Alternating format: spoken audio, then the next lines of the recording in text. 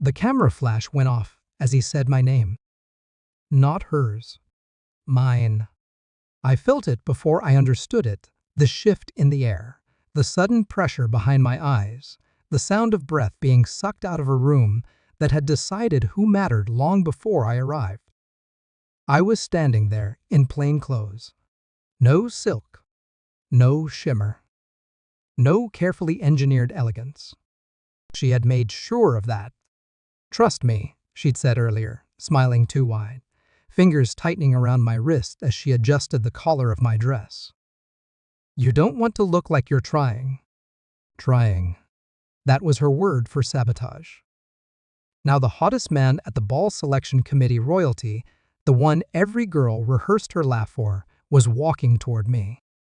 His steps were unhurried, certain, like the choice had been made long before tonight. The room froze. My best friend's smile cracked, just slightly. Enough? He offered his hand. Would you be my date? I took it. Her nails dug into her clutch. Her eyes went glassy, then sharp, then wild. She whispered my name like it was an accusation. I didn't look at her. I was too busy realizing something cold and precise. This wasn't about the ball. This was about everything she'd been quietly taking from me for years. We'd met freshman year, shared secrets, shared clothes, shared everything except intention. She always framed herself as my shield, my guide, the one who knew how the world worked. I believed her. When she suggested plain clothes for the ball selection, she said it was strategy. You don't want to intimidate them, she told me. Let them see your potential, not your polish. She wore custom tailoring. I wore obedience. As he chose me, I felt the betrayal surface, not loud, not dramatic. Just a quiet alignment of memories snapping into place. The way she'd insisted on proofreading my applications. The way my opportunities always dissolved at the last moment, while hers bloomed effortlessly. The way men noticed me and somehow ended up with her. I watched her that night as the applause died down. She wasn't hurt. She was furious. That distinction mattered. In the bathroom, she slammed a stall door and laughed too hard. Guess they like understatements now. I nodded, smiled, played my role. Inside, something began to calculate. I didn't confront her. I never do things without certainty. I started small. Emails she'd helped me send, edited versions saved in her drafts. Deleted attachments. Subtle rewrites that softened my competence into something harmless. Messages forwarded. Deadlines shifted. Then there was him. The man who chose me. He was kind, observant, interested in my thoughts, not my proximity to power. That alone made him dangerous to her. She started texting him, casually at first. Jokes. Clarifications. Then late-night messages she forgot to delete. I didn't ask. I watched. I noted timestamps. Patterns. Her body language when my phone buzzed and his name appeared. She began dressing better around me. Speaking slower.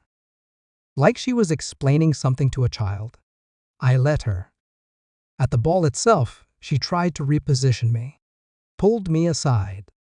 You should stay low tonight. Let me handle introductions. I agreed. Then I watched her introduce herself as my closest friend, her hand lingering on his arm just a second too long.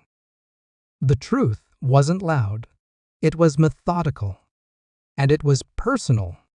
The proof arrived in a screenshot. Sent accidentally, or so she claimed. A message meant for him. About me. She's sweet, but she doesn't really know how these circles work. I'm just helping her adjust. Helping. I invited her over that night. Made tea. Sat across from her like nothing had changed. I slid my phone across the table. She read it. Her face collapsed inward, then reassembled into defense. You don't understand. I do, I said. That was it. No raised voice. No tears. She started crying anyway. Said she was protecting me. Said I needed her. Said men like him always left girls like me behind. I watched her unravel with the detached focus of someone reading a file they'd already memorized. She reached for my hand. I pulled back. I didn't take him from her. I let her reveal herself to him. He asked why she'd lied, why she'd positioned herself between us like a gatekeeper. She screamed, accused me of manipulation, of seduction, of betrayal. I stayed quiet. That silence did more damage than any accusation. I declined the date publicly. Not dramatically, politely, in front of witnesses. Power isn't always about taking.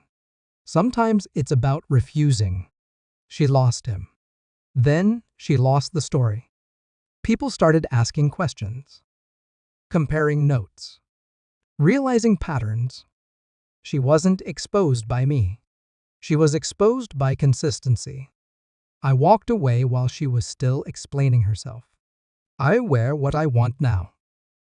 Speak when I choose. I don't confuse proximity with loyalty anymore. She texts sometimes. Long messages. Apologies wrapped in self-justification. I don't respond. The ball was never about dresses or men or selection. It was about seeing clearly.